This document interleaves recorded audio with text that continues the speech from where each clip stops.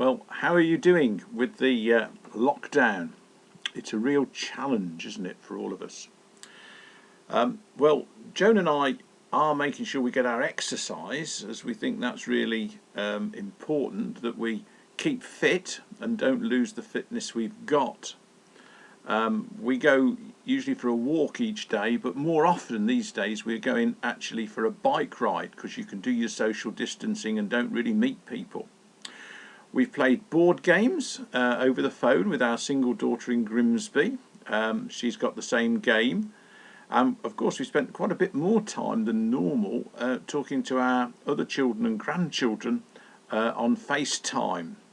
And that's a great spin-off, I guess, for the coronavirus. We've managed to get a lot of library books before the lockdown. And as I do look round, like the road where we live, it must be very hard for those with no faith facing this crisis. But I found a couple of illustrations that have been really helpful to me in how to approach this time of isolation.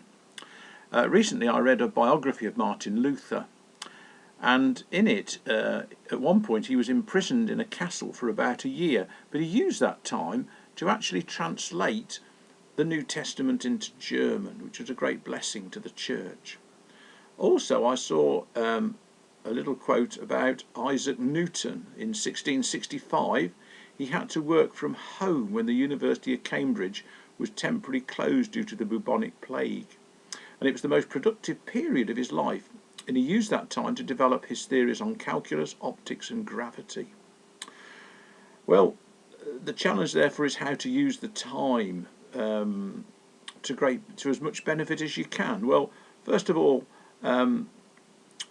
instead of just watching endless repeats on TV, I've started to prioritise more time for prayer and worship, particularly focusing on the government and all the people in the health service and all the other things that we can pray for.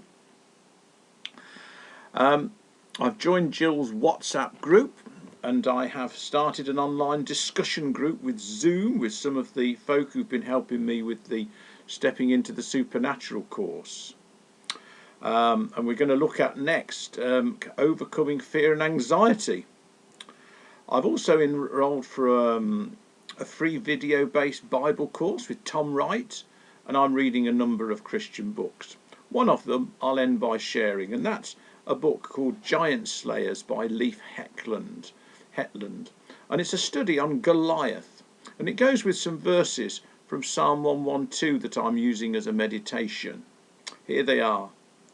They will not live in fear or dread of what may come, for their hearts are firm, ever secure in their faith, steady and strong.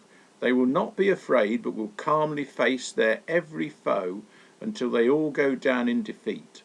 The virus is a Goliath that we're able to face down with Christ. I'll be interested to hear how you're getting on with all the extra time you're using, because we need to learn from one another.